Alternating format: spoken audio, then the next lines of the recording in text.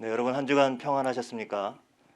네, 오늘은 특별히 우리 선교회별로 함께 이제 현장 예배를 참석하게 되었는데요. 오늘 아브라함과 우리 한나, 우리 여성교회 여러분들이 함께 예배에 참석하셨습니다. 오랜만에 만난 반가운 얼굴들 또 많이 인사하셨을 텐데요. 이 시간 또 우리 주님의 은총과 평화가 예배에 참여하는 또 현장 예배뿐만 아니라 흩어져서 가정에서 처소에서 예배하는 우리 모든 성도들 가정 가운데 함께 하시기를 바랍니다.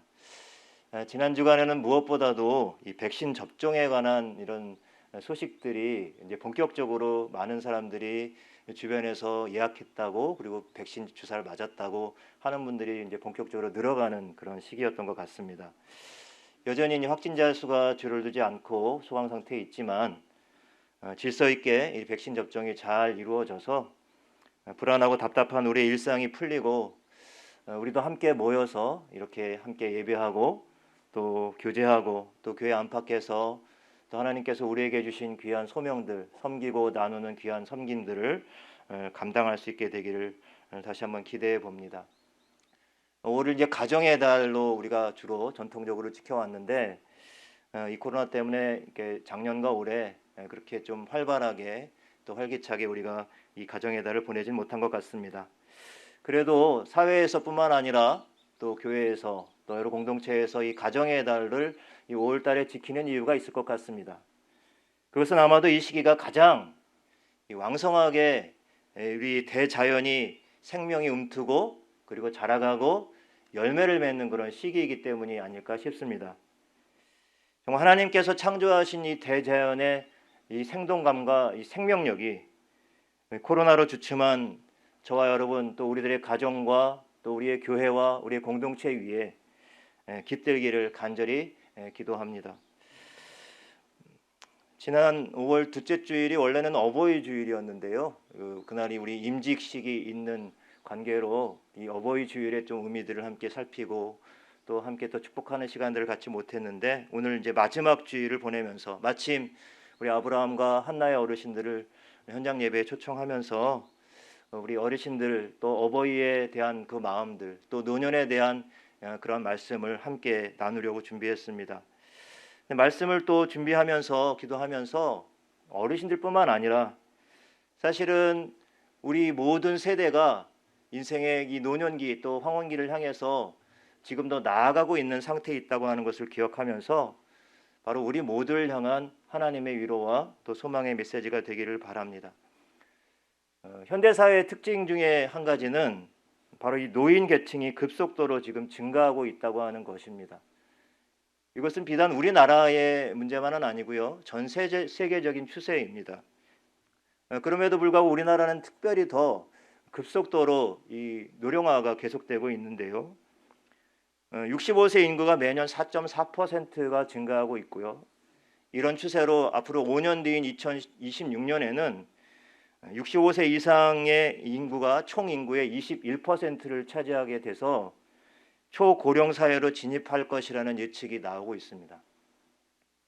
그리고 좀 더 지나가서 2048년이 되면 OECD 국가 중에서 가장 나이 든 나라가 될 것이다라고 하는 예측 결과가 나오고 있습니다. 쉽게 말하면요, 국민 3명당 1명이 65세 이상의 그러한 구성이 된다는 것입니다. 이에 따른 여러 가지 노인 빈곤의 문제나 그 외에도 여러 가지 사회적인 문제들이 대두될 것으로 예상되고 있습니다. 대부분 65세를 기준으로 해서 정년으로 볼 때 사실 지금 이제 그 이후에 30년 정도 이상을 살아가야 되는 그런 은퇴 이후 정년 이후에 살아가야 되는 그런 시대를 맞이하고 있습니다. 그렇기 때문에 어떤 준비됨이 없이 그냥 노년을 맞이했을 때 그 노년기는 불안하고 또 불만족스럽고 또 외롭고 소외된 삶을 살아갈 수밖에 없게 됩니다. 더욱이 지금 우리 사회는 어떤 젊음과 이 새로운 것을 숭상하는 그러한 사회입니다. 여러분 이것은 뭐 젊은이들을 격려하고 젊은이들을 이렇게 세우는 그런 문화라는 뜻이 아니라 그냥 젊은 그 자체, 새로운 그 자체를 숭상하는 문화라는 말입니다. 젊은 것은 아름다운 것이고 새 것은 좋은 것이지만 상대적으로 나이 들면 추한 것이고 오래된 것은 쓸모없는 것이라는 그러한 인식들이 생겨나고 있습니다. 예를 들면 여러분 가전제품이나 자동차나 가구도 여러분 조금만 좀 오래되면 금방 새 것으로 갈아치우는 것처럼 마치 사람도 나이 들면 쓸모없는 존재로 취급받는다는 것이죠. 사회학적인 용어로요, 여러분 에이지즘이라는 그러한 용어가 있습니다. 에이지라는 말이 이제 나이잖아요. 그러니까 이 나이.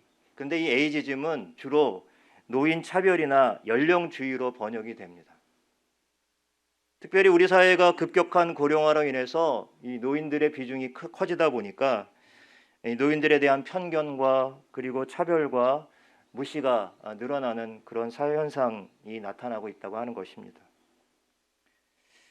그러다 보니 성경에서 잠언 16장 31절에 보면 백발은 영화로운 면류관이니 의로운 길을 걸어야 그 길을 얻는다라고 하는 이 노년에 대한 이 영광스러운 말씀이 사실 우리에겐 더 이상 적용되지 않는 것처럼 느껴집니다. 백발이 영광의 면류관이 되기는커녕 사람들은 자꾸 이 백발을 감추기에 바쁩니다. 마치 부끄러운 면류관처럼 그렇게 여깁니다. 좀 더 젊어 보이려고, 좀 더 새로워 보이려고 노력하죠. 많은 사람들이 유년기나 어떤 청년기나 또 장년기에는 모든 면에서 성장해 나갈 수 있지만 이 노년기가 되면 더 이상 성장하기 어렵다고 생각을 합니다. 더 이상 써내려갈 미래가 없다고 여기는 거죠. 그래서 노년기는 좋은 시절 다 지나간 이제 죽음만 잠자코 기다리는 그러한 두려움과 불만으로 가득한 되게 절망적인 시절로 그렇게 생각합니다. 여러분 과연 그럼 노년기는 성장도 없고 쇠하기만 하는 것일까요? 여러분 노년기는 결코 성장이 멈추고 퇴보하는 시기가 아닙니다. 세계적인 역사학자이면서 이 도전과 응전이라는 그러한 저술로 유명한 아놀드 토인비라고 하는 학자는 81살에 이런 글을 남기고 있습니다. 우리는 나이 들어갈수록 미래를 바라보고 성장하려고 하기보다 과거에 안주하고자 하는 유혹을 받게 된다. 그런데 만일 우리가 과거에만 사로잡혀 산다면 우리는 육체의 죽음을 경험하기 전에 이미 영혼이 죽은 사람이 될 것이다. 우리의 영혼과 정신은 육체의 한계를 제한받지 않고 영혼의 세계와 진리의 세계를 무한히 탐색할 수 있다. 여러분 이게 무슨 말입니까? 비록 나이든 노년을 맞이해도 꾸준하게 우리는 성장하고 새로운 미래와 새로운 삶을 계획하고 살아갈 수 있다는 말입니다. 얼마 전에 한 책을 소개받고 읽게 되었습니다. 인생에서 너무 늦은 때란 없습니다 라는 제목으로 번역된 책인데요. 한번 여러분 그림을 한번 보여주시겠습니까? 예, 이러한 책입니다. 이 책은 1952년도에 출간된 원제로는 할머니 모지스, 나의 삶의 이야기, My Life's History라고 하는 책을 번역한 것인데요.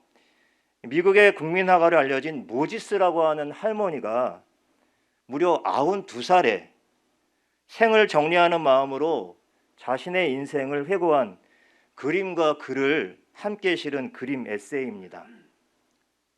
92살에 이러한 그림책을 또 에세이를 썼다는 것도 놀랍지만 또 이것만 쓴 게 아니고요. 여러 그림책, 에세이를 쓰셨어요. 근데 여러분 놀랍게도 이분이 그림을 시작한 나이가 어렸을 때나 젊었을 때도 아니고요. 작년도 아닙니다. 76세 때부터 그림을 그리기 시작하셨습니다. 그리고 만 5년 만에 개인전을 열고 101살에 돌아가셨는데요. 100세까지 그때까지 미국의 국민 그 작가로서 그 이름을 그 명성을 떨쳤습니다. 여러분 이 모지스 할머니에게는 분명히 노년기가 있었지만 무기력하고 그리고 위축된 노인은 발견할 수 없었습니다. 겉모습은 비록 쇠약해지고 있었지만 그 마음과 열정이 식어지지 않고 어제보다 더 좋은 오늘, 그리고 오늘보다 더 좋은 내일을 꿈꾸며 창조적인 삶을 살아가셨던 겁니다. 여러분, 성경에서도 바로 이러한 삶을 살아간 한 사람이 있습니다. 여러분께 소개할 그 사람은 바로 갈렙이라고 하는 사람입니다. 여호수아서 14장 10절에 보면 갈렙은 이런 말을 하고 있습니다. 이제 보소서, 여호와께서 이 말씀을 모세에게 이르신 때부터 이스라엘이 광야에서 방황한 이 45년을 여호와께서 말씀하신 대로 나를 생존하게 하셨나이다. 오늘 내가 85세로되. 가나안 정탐꾼으로 뽑혀서 하나님 말씀에 순종하며 여호수아와 함께 갔던 이 갈렙, 그때 나이가 40살이었습니다. 그리고 그 이후로 가나안 정복 전쟁을 통해서 하나님의 나라를 위하여 그렇게 애쓰고 헌신한 그 세월이 45년이 지났습니다. 오늘 말씀 속에서 갈렙은 자신이 85세라고 소개하고 있습니다. 85세는요, 여러분, 젊은인가요? 객관적인 나이는 노인입니다.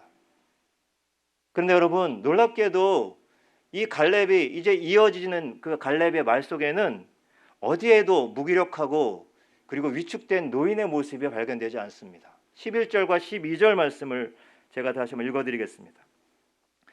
모세가 나를 보내던 날과 같이 오늘도 여전히 강건하니 내 힘이 그때나 지금이나 같아서 싸움에나 출입에 감당할 수 있으니 그 날에 여호와께서 말씀하신 산지를 내게 주소서.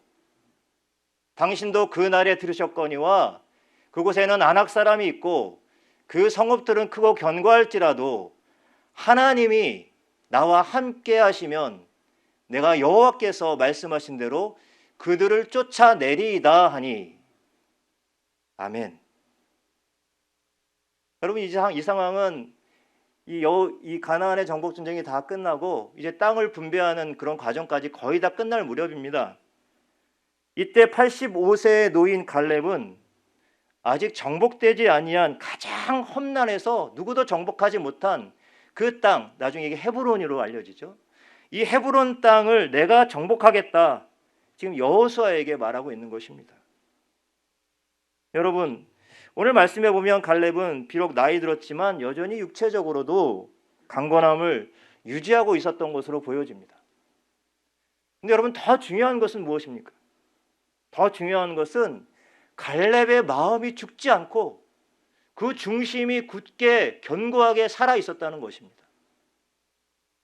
하나님께서 약속하신 말씀을 붙잡고 45년의 삶을 기다리고 85세가 된 이 노인이 전혀 위축되지 않고 무기력하지 않고 낙심하지 않고 그 약속의 말씀을 붙들고 이 산지를 내게 주소서라고 요청하고 있는 것입니다. 오늘 어르신들이 많이 오셨습니다. 어떠세요? 살아가시면서 늘 신나고 힘이 나십니까? 한 해 한 해 이 나이 들어가면서 사실은 더 무력해지고 마음이 위축되고 때로는 아주 조그만 일에도 낙심되고 그렇지 않으십니까? 나이 들면 다 그래. 다 그런 게 정상입니다. 더 이상 인생에 새로울 것도 없어 보이고 소망도 없다고 느껴지기도 합니다. 사실은 이게 나이 들어감에 따라서 보통 정상적으로 보편적으로 일어나는 현상입니다. 여러분, 그런데 놀랍게도 갈렙에게서 우리는 그러한 위축되고 무기력한 모습을 발견할 수 없습니다. 더 이상 좋은 날은 없다고 생각하는 그러한 일반적인 노인의 모습을 발견할 수 없다는 것입니다. 그는 보편적이고 그냥 이 상식적인 노인에 관한 그런 모습을, 그러한 상식을 깨트리고 있습니다. 여러분, 85세의 노인이었던 이 갈렙이 이렇게 몸의 건강뿐만 아니라 이 마음의 심령의 건강함을 유지할 수 있었던 비결은 어디서부터 나온 것일까요?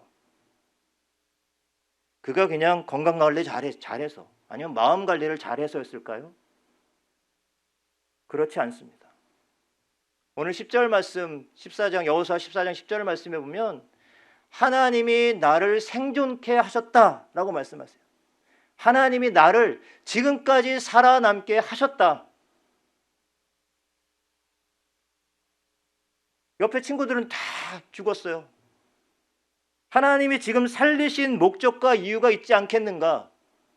라고 하면서 내가 그 목적을 이루며 살겠습니다. 그러니 이 산지를 내게 주소서 라고 이렇게 요청하는 겁니다.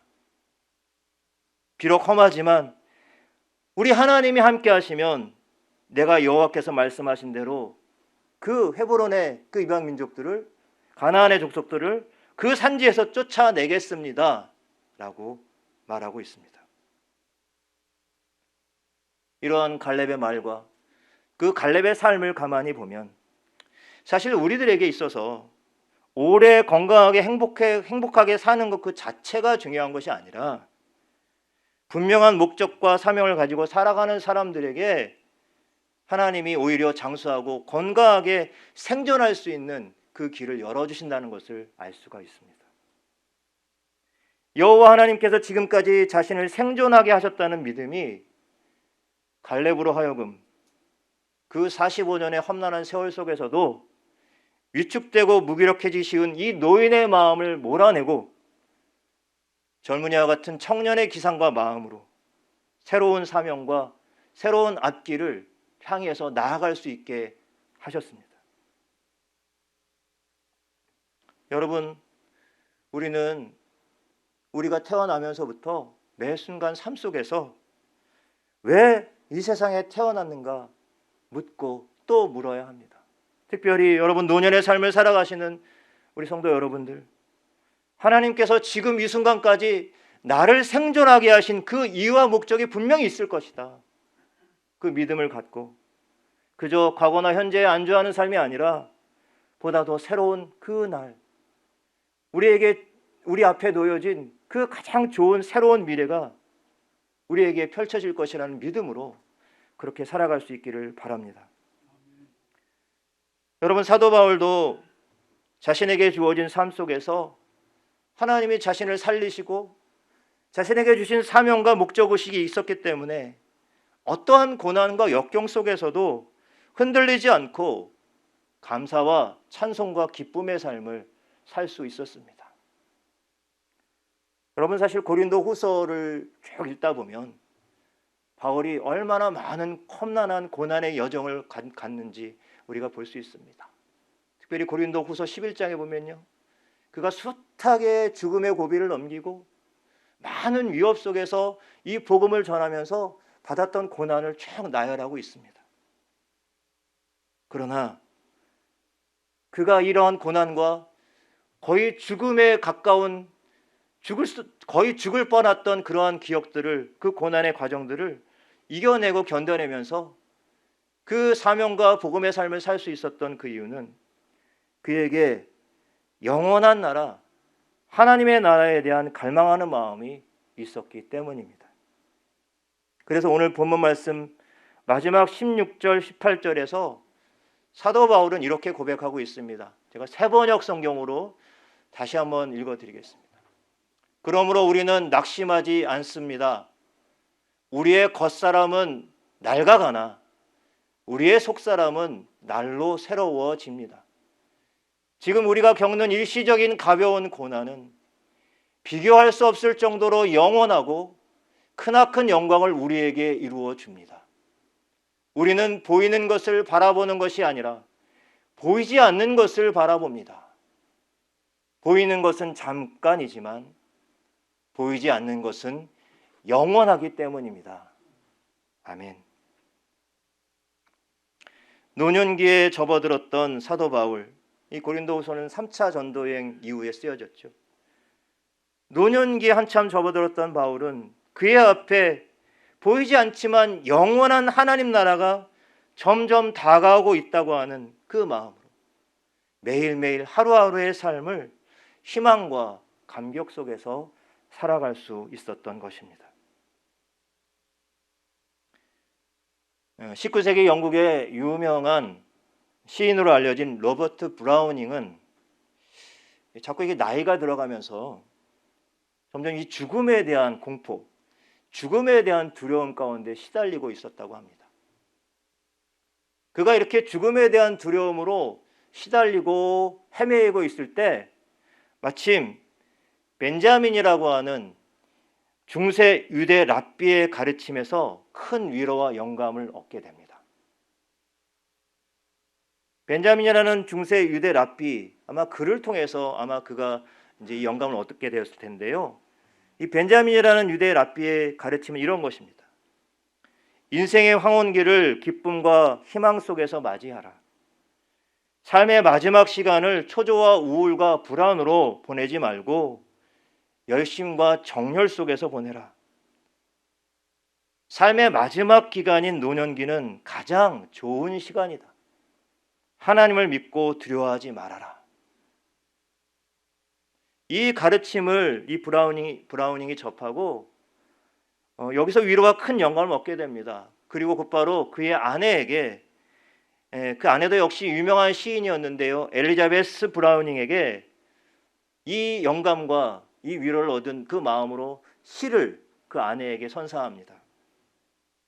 그 시를 잠깐 소개해 드리겠습니다. 나와 함께 늙어가자. 가장 좋은 시절은 앞에 있으리. 인생의 초반기는 인생의 후반기를 위해 존재하나니 우리의 인생은 내가 전체를 계획했노라 말씀하신 그분의 손에 달려있다. 젊음이란 인생의 전부가 아니라 절반에 지나지 않으니 하나님을 신뢰하며 삶의 전체를 바라보며 두려워하지 말자. 여러분, 우리 그리스도인들에게 무슨 전 세대가 다 하나님이 주신 선물이지만 특별히 이 노년의 시기가 하나님께서 주신 가장 좋은 선물이라는 거죠. 가장 좋은 날이 내 앞에 다가오고 있는 시기이기 때문입니다. 그 날은 바로 영원한 하나님 나라에 들어가는 날입니다. 그래서 그 소망 때문에 지금 내가 살아가는 나에게 주어진 나날들이 오늘보다 내일이, 그리고 내일보다 그 다음 날이 더 좋은 날이 되리라는 그러한 소망으로 꾸준히 성장해 가고 자라가는 것을 멈추지 않는 기간입니다. 여러분이 노년기는 약속된 하나님 나라의 소망을 더욱 간절하게 사모하며 확실하게 품고 살아가는 기간입니다.